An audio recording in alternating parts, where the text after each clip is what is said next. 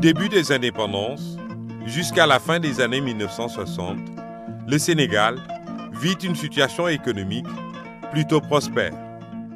Non seulement le monde était plus tranquille, mais que sur le plan de la richesse agricole de notre pays, sur le plan politique, on était dans un Sénégal quand même qui n'avait pas trop de problèmes de nourriture et donc c'était une période plus faste.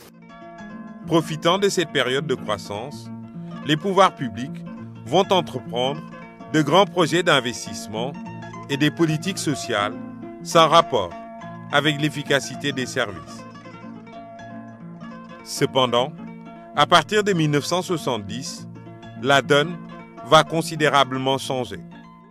C'est là où quand même sont intervenus quand même des événements majeurs parce que des événements exceptionnels en économie qui permettent souvent de chambouler l'espace économique dans sa globalité. J'en citerai d'abord la sécheresse de ces années, du début d'ailleurs de ces années 70.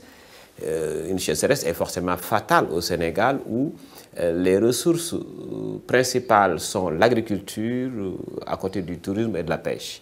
Et donc, sous cette difficulté-là, est venue se greffer la crise du pétrole. L'un dans l'autre, on comprend que l'économie sénégalaise avait perdu de sa verve parce qu'on n'était pas une économie de production industrielle, mais une économie qui dépendante de l'extérieur par son énergie, mais aussi agricole. Deux facteurs qui, fatalement, ont mis un peu à terre la production nationale et donc apportant une faiblesse du PIB et étouffant un peu les efforts du gouvernement qui s'attelait à stabiliser les grands agrégats. L'ajustement de l'économie sénégalaise devenait ainsi inévitable. Et ce sont les institutions de Bretton Woods, le Fonds monétaire international et la Banque mondiale qui vont administrer le remède.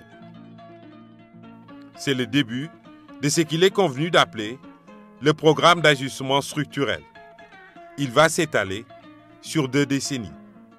Les ressources manquant, le budget devait être forcément bouclé. Abdou Diouf a pris sur lui la responsabilité de faire appel aux bailleurs de fonds internationaux. Ils avaient un schéma technique qui sont venus donc appliquer en Afrique de façon générale. Et donc, dès 1982-1983 environ, le Sénégal était entré dans ce qu'on appelle l'ajustement structurel, c'est-à-dire donc un rectificatif à long et moyen terme, parce que le concept structurel a une connotation de longue durée. Désormais, le Sénégal était presque géré par les recettes de l'extérieur. Je parle de recettes politiques, de recettes de management. Et donc, c'était un dictat que la Banque mondiale et le FMI vont appliquer au Sénégal en nous conseillant d'abord de céder les entreprises industrielles. On a dû donc privatiser quelques entreprises, dont la SIB. On a enlevé l'ONCAD.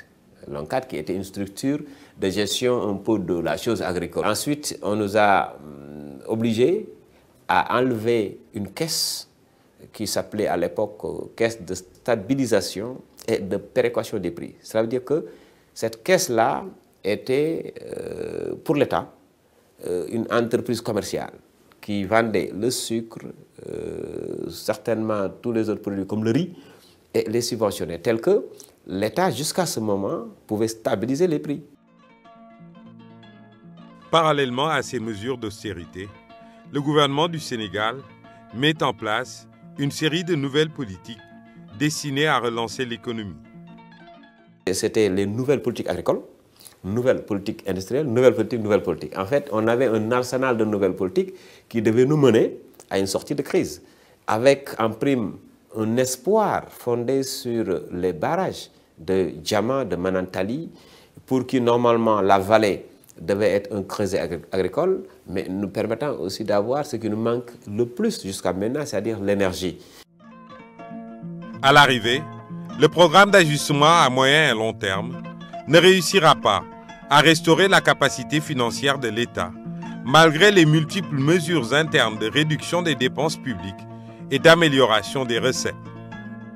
Au contraire, le gouvernement sénégalais va même rompre les amarres avec les institutions de Bretton Woods pendant la période 1992-1993. Alors là, l'État a dit il faut s'arrêter. Parce que si on continue comme ça, moi je perds le pouvoir.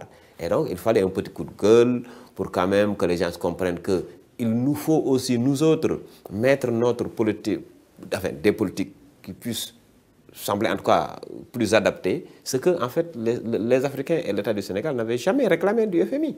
Mais reconnaissant l'échec, on peut le dire comme ça, reconnaissant l'échec, il fallait renégocier les contrats. La même situation, catastrophique, prévaut dans tous les pays de la sous-région. Conséquence, le franc CFA est dévalué en janvier 1994 de 50%. Non seulement on n'a pas pu engranger les avantages d'une dévaluation, mais mieux, ils ont enfoncé nos économies parce qu'on importe maintenant non plus à 100 francs, mais à 200 francs. Une chose est sûre, ces différents programmes imposés par le Fonds monétaire international et la Banque mondiale n'atteindront jamais les résultats escomptés. Au contraire, la notion de lutte contre la pauvreté est devenue aujourd'hui le paradigme dominant des institutions de Bretton Woods.